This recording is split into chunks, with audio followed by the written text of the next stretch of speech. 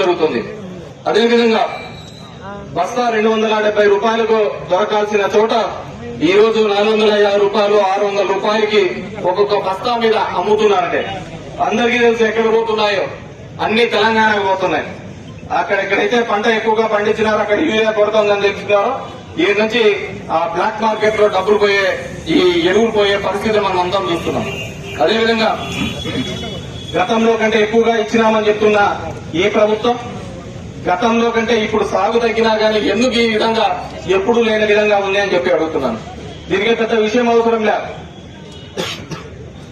నువ్వు ఆర్బీకేలు ఉన్నాయి, ప్రతి 2000 జనాభాకు సంబంధించి ఒక ఆర్బీకేలు ఉన్నాయి.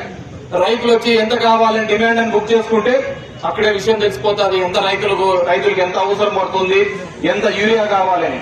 గతంలో అదే విధంగా చేసేవాళ్ళం. అంతకుముందు కూడా చూసినాం మనం 2019 కంటే ముందు వేరుశనగ పంపిణీ అప్పుడు ఏ విధంగా ఉండేది. మార్కెట్ యార్డ్ లో వచ్చి ఇట్లాగే చెప్పులన్నీ పెట్టేసి తెల్లారి 3 గంటలకు వచ్చి ఎదురు చూసేవాళ్ళు.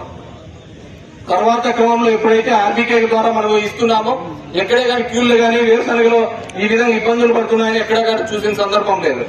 ఎందుకంటే ఒక ఆలోచన విధానం ఉండాలి, రైతాంగానికి మేలు చేయాలని ఒక ఆలోచన విధానం ఉండాలి.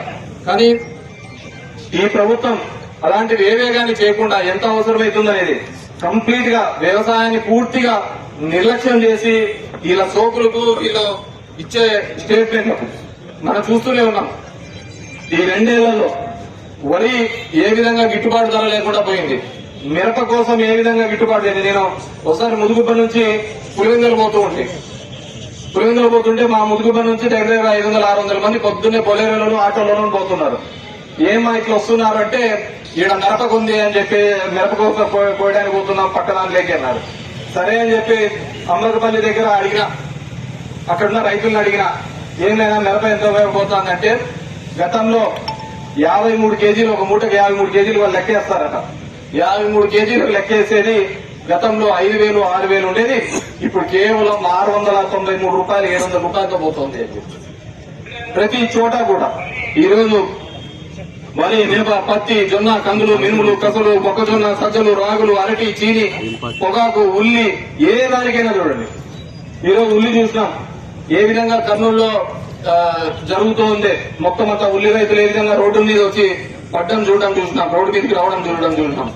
ఈ విధంగా గతంలో కూడా 2019లో కూడా ఇదే విధంగా ఉల్లి రైతులకు ఇబ్బంది వచ్చిండే.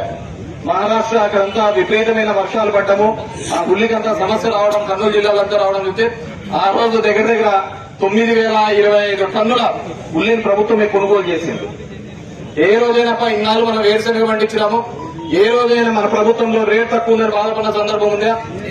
ఎప్పుడు నార్పల్కి పోతా అంటే 3,000 ఉంది, 3,800 ఉంది, 6,000 ఉంది, ఇదే చెప్తుండేవాళ్ళు.